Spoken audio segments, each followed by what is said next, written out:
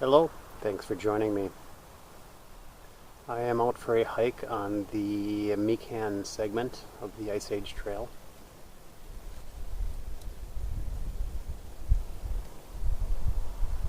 And this is the northernmost sub-segment of the Mecan segment.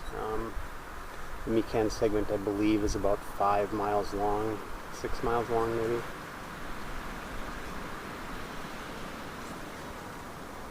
And this segment was added in 2010, I believe.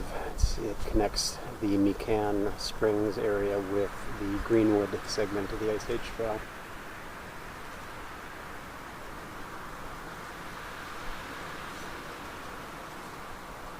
Greenwood, I don't know if there's a video of Greenwood or not. There will be at some point. Greenwood used to be a penal work farm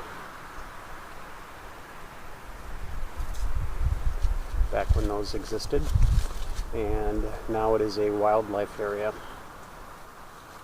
It hosts a number of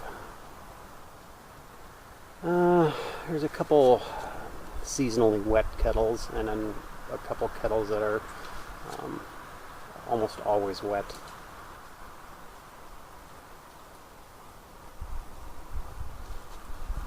And a vast expanse of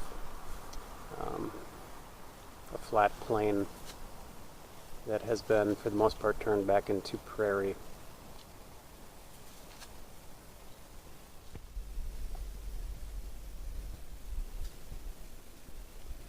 Anyway, this Mecan segment is kind of on a glacial hill, a moraine hill, very sandy.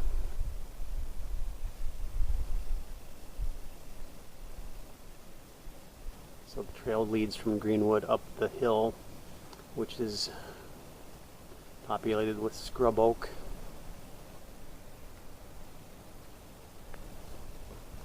To this little white pine oasis that I'm in, or grove, I suppose. It then leads a little bit down into a mixed pine oak wood, before opening up into a what is now a meadow. It's a trail through a abandoned field. I guess it's still being used as a field, but the trail section winds through it, and then it ends in a prairie restoration in another abandoned field, before connecting with the Mecan Springs area. So take a look at the hike. See you back in a bit.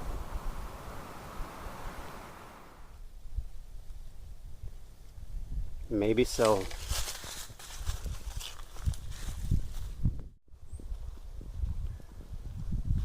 Winter is hanging on.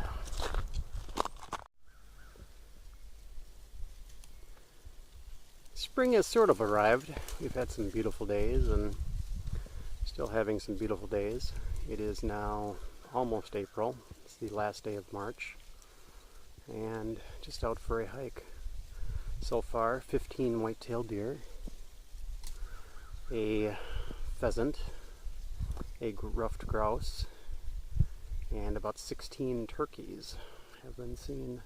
Unfortunately, no film for you, or video for you.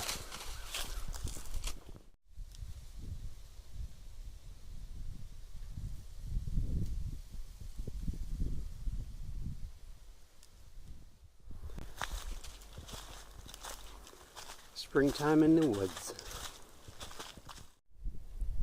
So we've emerged out of the oak and white pine wood and find ourselves in a field of undulation left by the glacier on this moraine.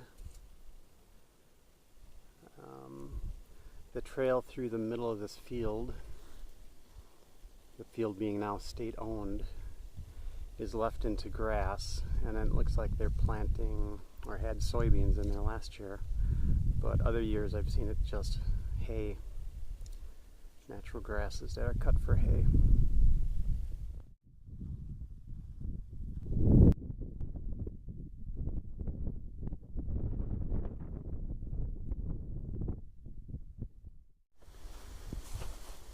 So we leave the field, the agricultural meadow, which is about 160 acres perhaps, quarter mile by half mile.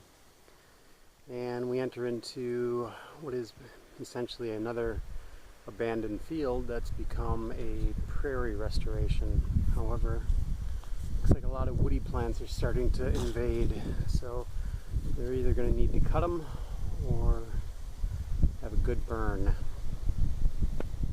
You can see the little thorns on this and all of these woody plants that are invading this prairie, at least in the foreground. They're black locust, which is not native to central Wisconsin, but it's pretty much naturalized now. It was introduced for soil conservation to prevent erosion during the Dust Bowl, along with other things like honeysuckle, and it continues to take over. So it's going to require both a cutting as well as possibly a burn to get this back to prairie. The giant blue stem grasses here are pretty impressive when they're up 6 feet, 7 feet tall, and you're walking through a field, a sea of grass. So early farmers create their rock piles. Here you get a mixed pile of rhyolite and granite. Again, more granite than I would typically expect to see in this area. But there it is.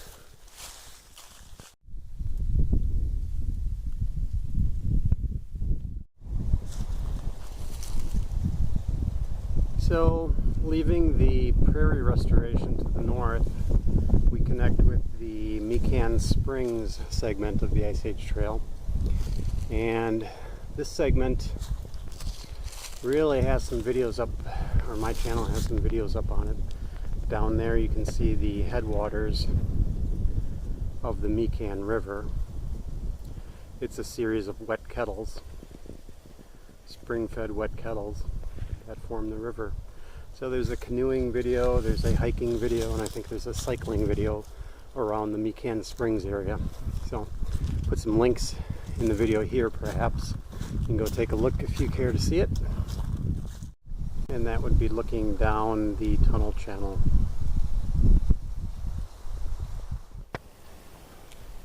Anyway, hope you enjoyed that. On this hike I am smoking a Dr. Grabow. It is a Riviera.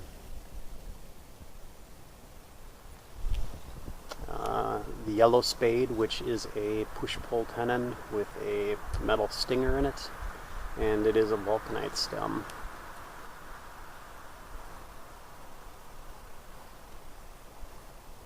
I'm not sure when it was made, but it's one of the earlier Rivieras, back in the 70s probably. That's a guess. Anyway, it's a nice little poker shape. You don't see many Grabows in a poker shape. And in it I am smoking some Uhle's Blend 44.